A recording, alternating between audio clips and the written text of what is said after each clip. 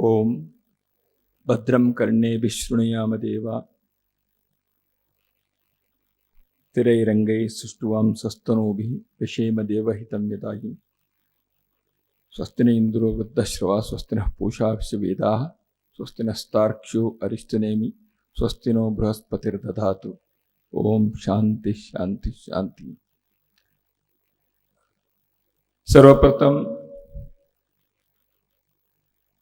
जो अपने सुमित जी ने यहाँ किया वही मुझे भी करना है। मैं परमपिता परमात्मा से आप सबकी ओर से प्रार्थना करता हूँ, परम श्रद्धेय गुरुदेव स्वामी भारत भूषण जी को दीर्घायुष्य दे और हम सबके मार्गदर्शन करते हुए सारी मानवता के भौतिक आध्यात्मिक उद्धार के लिए उनके तपस्या और साधना अनवरत चलते रहे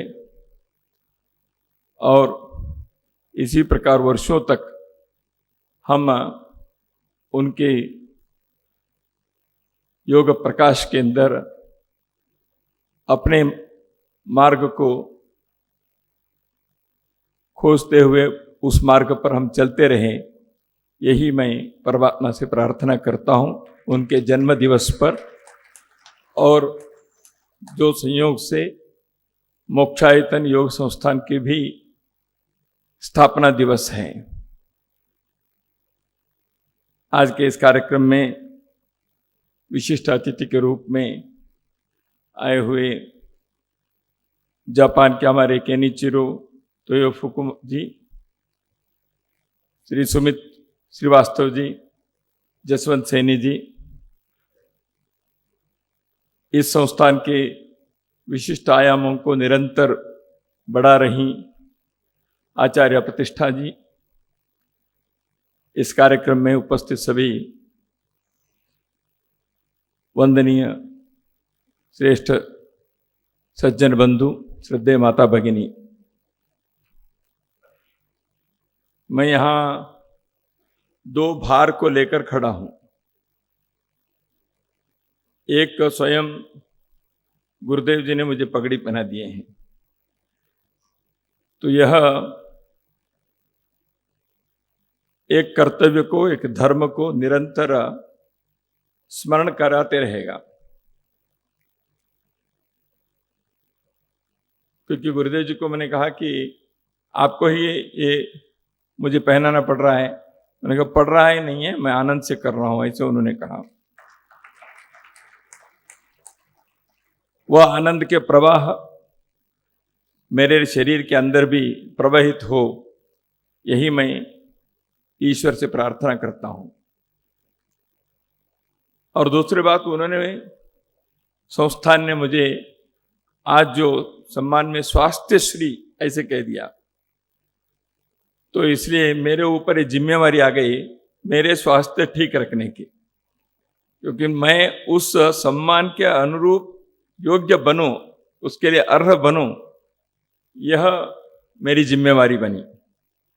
सामान्यतः स्वास्थ्य ठीक ही रहता है, लेकिन कभी कभी मनुष्य होने के कारण, लेकिन अभी मैं बैठे बैठे सोच रहा था इसके अनुरूप रहने के लिए मुझे निरंतर स्मरण दिलाने के लिए ही ऐसे आयोजन बनाए होंगे। बंधुओं, मोक्षायतन योग संस्थान के संदर्भ में हमने यहाँ एक लघु फिल्म हमने देखे हैं। 50 साल की यात्रा के 5 मिनट में भर देना या आसान नहीं होता है। तो लेकिन एक संस्थान और उस संस्थान के चैतन्य स्वरूपी श्रद्धेय गुरुदेव जी यहाँ उपस्थित हैं, तो इसलिए हम समझ सकते हैं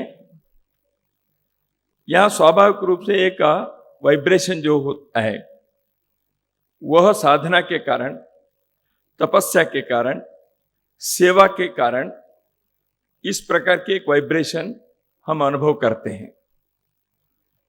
तो यह एक व्यक्ति के साधना से भी जब होता है, यदि हजारों लाखों लोग इस प्रकार की साधना में रहेंगे, तो जो अभी हमारे मित्र सुमित जी ने कहा कि भारत की महानता के बारे में, भारत इसलिए महान रहा है, यहां उत्तर से दक्षिण, पूर्व से पश्चिम तक हजारों वर्षों से लाखों लोगों ने अद्भुत साधना की है, निस्वार्थ भाव से, मानवता और सृष्टि सकल चराचर के प्रति अदम्य संवेदना से।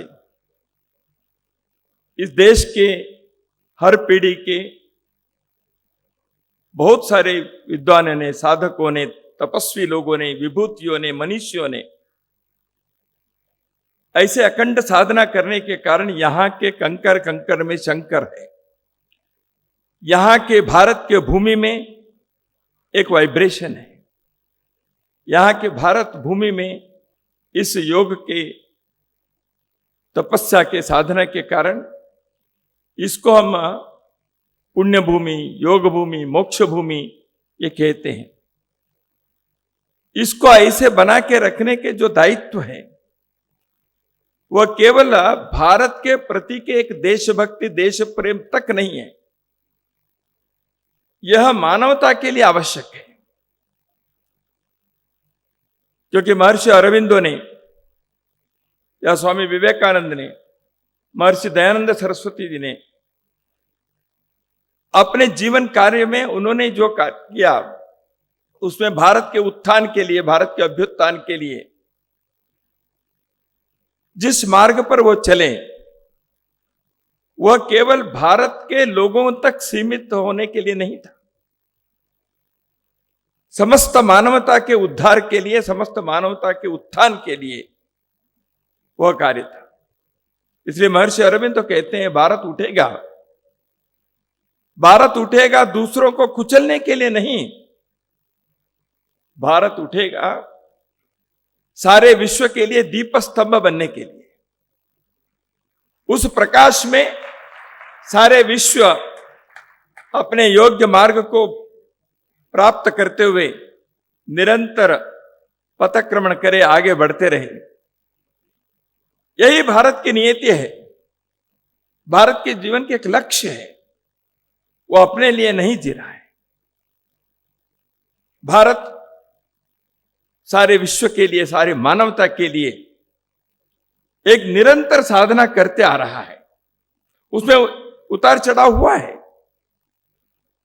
परंतु भारत का नष्ट नहीं होगा। यह मृत्युंजय राष्ट्र है, यह अविनाशी राष्ट्र है। इसलिए इस राष्ट्र के अंदर हर पीढ़ी के लोगों के एक दायित्व बनता है, भारत के उस नियति के लिए हम क्या करें, मैं क्या करूं। इसलिए मोक्षायतन योग संस्थान जैसे यह एक अभियान है, एक प्रयास है, एक महाराष्ट्रीय उद्यम है। इसके द्वारा साधकों के यह जो कार्य है, यह उनके जीवन के भौतिक उत्थान के लिए नहीं है, पद प्रतिष्ठा प्राप्त करने के लिए नहीं है, मानवता की सेवा के लिए, मानवता के उद्धार के लिए, उत्थान के लिए। इसी तपस्या को करते हुए, इस साधना मार्ग पर चलते हुए मोक्षायतन योग संस्थान गुरुदेव जी के मार्गदर्शन में 5 दशक पूर्ण किए।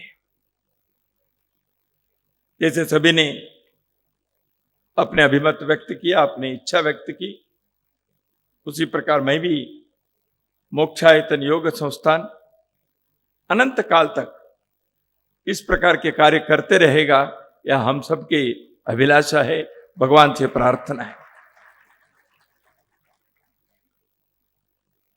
सुमित जी ने भारत के लोगों के, हर कुटुंब के, हर परिवार के, हर व्यक्ति के दायित्व के बारे में कुछ संकेत किया। उन्होंने अपने अगली पीढ़ी को क्या सिखाना चाहिए बताया। मैं तो ये भी एक उन्होंने बात बताया, जोड़ भी देता हूं। उन्होंने कहा आप बुजुर्गों के सामने नमस्कार करने के लिए सिखाओ। कम से कम बच्चे जब सामने झुकते हैं उतना तो योग हो जाएगा।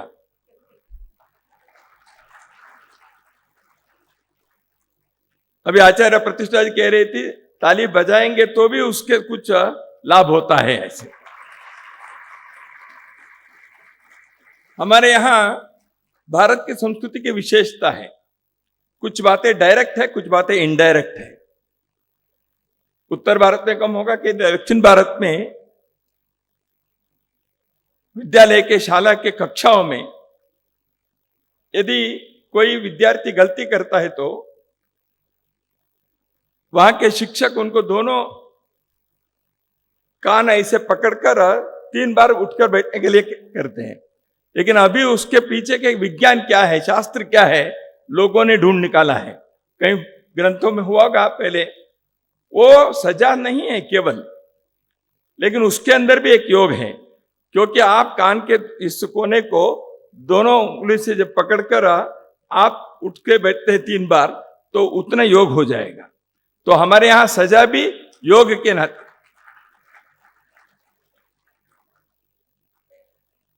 भारत के देन दुनिया के लिए बहुत सारे ऐसे हैं। हमारे एक मित्र ने एक सूत्र बनाए, भारत दुनिया के लिए क्या दे सकता है। देखिए अभी तंत्र ज्ञान विज्ञान नए नए विज्ञान हम दे सकते हैं, ठीक है। भारत के सॉफ्टवेयर के जो हमारे संपदा है आईटी के क्षेत्र में वो अद्भुत है। कुछ वर्ष पहले भारत के एक विदेश मंत्री ने ये बात कही थी कि दुनिया के आईटी कंपनी में सोचते हैं आपके यहाँ भारतीय लोग कितने हैं, यानी भारतीय लोगों के वहां संख्या के आधार पर वह कंपनी कितने स्थिर है, कितने उसकी उत्तम क्वालिटी है, वो क्या किस दर्जे का है, यह नापने के लिए भारतीय लोग कितने काम कर रहे हैं। ऐसे क्षेत्र में तो हम आगे बढ़े। उदाहरण के लिए अभी कोविड के महामारी के संकट के काल में भारत ने कम समय में कम खर्चे में यहां के लोगों के बुद्धि और प्रतिभा के आधार पर जो वैक्सीन यहां ढूंढ निकाले और वो दुनिया को हम दे सके। भारत ने इन क्षेत्रों में अपने सामर्थ्य को, क्षमता को दिखाया है। ये तो बात अच्छी है, लेकिन सदियों से भारत ने विश्व को जीने की कला सिखाई है। जीना क्यों है, जीवन का अर्थ क्या है, यह भारत ने सिखाया है।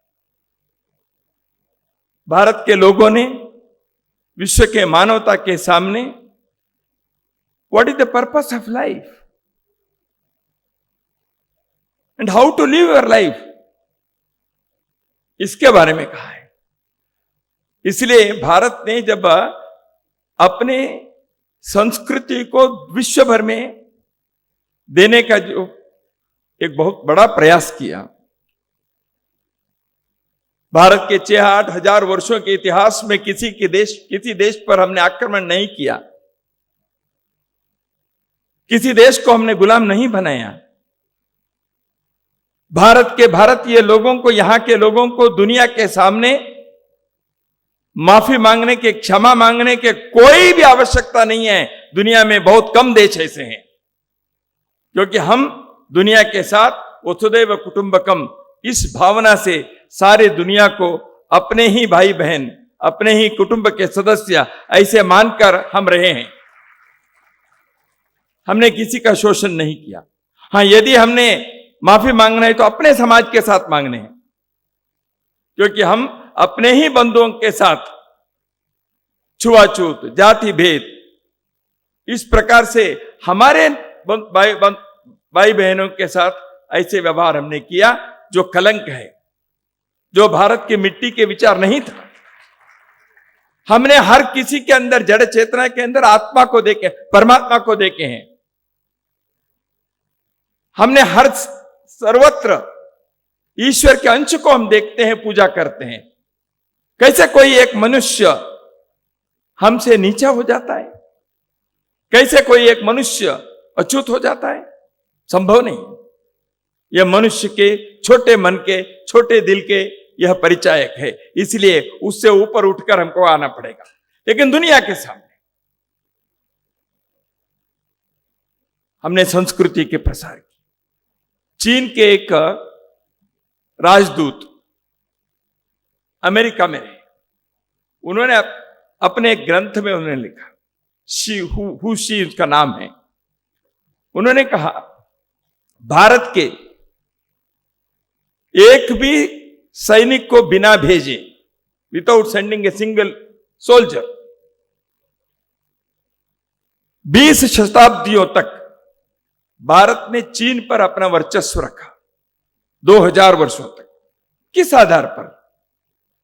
हमने ना जमीन का कब्जा किया, ना वहां के लोगों का शोषण किया।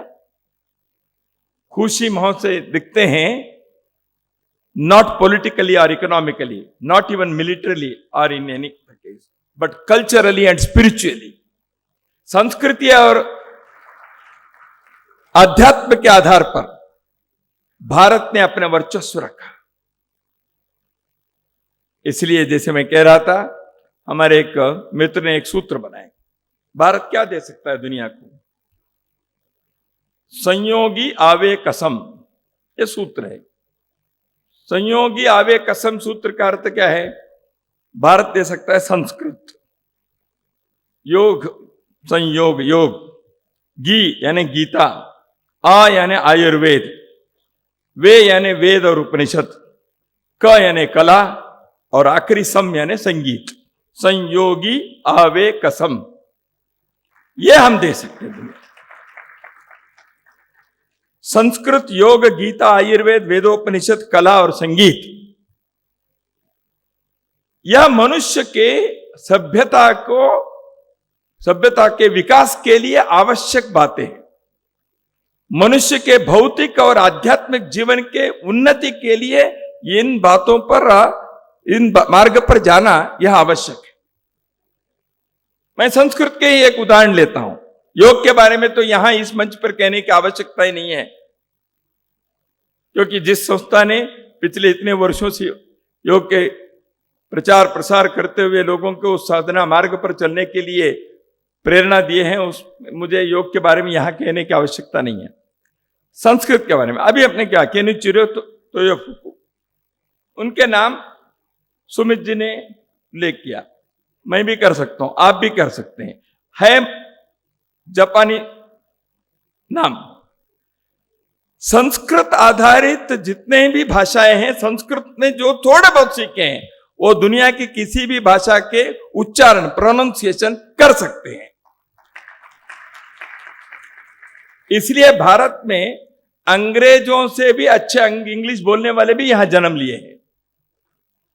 क्वींस इंग्लिश कहते हैं, वो क्वींस इंग्लिश यानी बहुत शुद्ध इंग्लिश भाषा। उस क्वींस इंग्लिश को बोलने वाले भारत में आज हैं, इंग्लैंड में कम हो गए हैं। भारत के लोग जापानी भाषा सीख सकते हैं। इसलिए मैं यहां भारत के उत्तर के हिस्से में बैठे हुए लोगों को बताऊं, आप तमिल नहीं सीख सकते, ऐसे नहीं है। जो राजस्थान के व्यापारी वर्षों से वहां तमिलनाडु में है, तमिल अच्छे सीखते हैं, बोलते हैं, लिखते हैं। मैं एक दक्षिण भारत से आए हुए व्यक्ति, मैं हिंदी बोल सकता हूं, असमिया समझ सकता हूं। वहां रहने वाले लोग कहते, क्योंकि भारत में संस्कृत के इस पृष्ठभूमि के कारण हमारे उच्चारण, भाषा सीखने के हमारे स्वभाव, यह सहज आ जाता है। ऐसे हर बात के बारे में है। ये सारी चीजें केवल स्वास्थ्य के लिए, मनोरंजन के लिए या व्यापार के लिए नहीं है। मनुष्य के हर आयाम के विकास के लिए है, उत्थान के लिए है। इसलिए संगीत कला व्यापारी वस्तु नहीं है। योग केवल भौतिक स्वास्थ्य के लिए नहीं है। नहीं तो लोगों ने क्या समझा, योग यानी थोड़ा सा फिजिकल एक्सरसाइज कर लें। अभी महाराज जी, गुरुदेव जी कह रहे थे इस कार्यक्रम में आने से पहले, सर्वांगासन को क्या है, stand still, shoulder stand, sarvangasana, इतना अच्छा शब्द है, उसको हमने क्या कर दिया, उसको शोल्डर स्टैंड आसन। ऐसे क्यों भाई, सर्वांगासन बोलो ना। तो हमारे जो योग के जो अभ्यास है, यह केवल स्वास्थ्य के या किसी प्रकार के रोग को दूर करने के लिए नहीं है। जैसे अभी जसवंत जी ने कहा, योग कर्मसु कौशलम समत्वम योग उच्यते चित्तवृत्ति निरोध। योग यानी क्या है? योग समग्र जीवन है। इसलिए यम नियम आसन प्राणायाम प्रत्याहार धारणा ध्यान समाधि, ये अष्टांग है योग के। उसमें योग के आसन प्राणायाम ध्यान तक 3 को सीमित कर दिया। यम नियम के पालन नहीं करेंगे, केवल योग के पोस्चर करते रहेंगे, कोई उससे उद्धार नहीं होने वाला है। इसलिए यम नियम के आचरण के साथ साथ योग के अभ्यास होना चाहिए, आसन के प्राणायाम के। इसलिए समग्रता से देखें, समग्रता को समझकर सीखें। इसलिए अपने पूर्वजों ने इन बातों को संस्कृति और सभ्यता के हिस्से के नाते जो विकास किया, कितने वर्षों के तपस्या और परीक्षा और प्रयोग के आधार पर उन्होंने इन बातों को इतने शास्त्रीय ढंग से जो विकसित किया, हजारों वर्षों के बाद भी हमें लगता है वह आज भी उसका परिणाम देता है। कितने प्रयोग किए होंगे। तो इसलिए एक एक का ये जो सारी तथ्य है, इन बातों को विकसित किए हुए लोग ऋषि सदृश लोग हैं, ऋषि लोग हैं। सबके नाम भी शायद हम नहीं जानते। इसलिए उन सभी ऋषियों को, मनुष्यों को, विभूतियों के उस मालिका को हम सदैव कृतज्ञ रहे, प्रणाम करते रहे। हाँ, एक पतंजलि, एक पाणिनि के नाम तो हम जानते हैं आज, लेकिन कितने ऋषियों ने, कितने मुनियों ने, कितने साधकों ने हजारों वर्षों से जीवन के इस मार्ग को, आयाम को, साधना को निरंतर अनवरत उसको बनाए रखा, उसके आयाम को विकसित किया। इसलिए आज हम गर्व से कह सकते हैं, यह भारत की जो दुनिया के लिए, मानवता के लिए देन है, यह हमारे ये संपदा है। तो इसलिए आज मोक्षायतन योग संस्थान के 50वें वर्षगांठ पर, स्वर्ण जयंती के इस मंगल क्षण पर पुनः एक बार आपने अभी तक इस संस्थान के द्वारा जो लोक सेवा किए हैं, जो भारत के संस्कृति के विकास के लिए अपने अद्भुत योगदान दिए हैं, इसके लिए सारे भारतवर्ष के लोग इस संस्थान के प्रति सदैव कृतज्ञ रहेंगे और आने वाले अनेकों अनेकों दशकों, शतकों तक इस प्रकार के कार्य को आगे बढ़ाने के लिए स्वयं संस्थान के द्वारा और इस संस्थान से प्रेरणा लेकर कार्य किए हुए साधकों ने अपने जीवन के हर आयाम में, हर पहलू में योग को जिए और उसका प्रसार करते रहेंगे। और भारत की इस संस्कृति के आराधना के कार्य हम सबकी ओर से अपने व्यक्ति जीवन में, अपने कौटुंबिक जीवन में, अपने व्यावसायिक जीवन में तथा अपने सार्वजनिक जीवन में, इन चारों आयामों में हम योग को जिए और योग साधना करते हुए जीवन में साफल्य और सार्थक्य दोनों हम अर्जित करें। इतना ही परमेश्वर से प्रार्थना करते हुए मेरे वाणी को विराम देता हूं। और मुझे यहाँ आकर कुछ विचार रखने के लिए और यहाँ जो मुझे आदर, स्नेह और प्रेम के साथ साथ सम्मान मिला, उसके लिए हृदय से धन्यवाद देता हूं। नमस्कार।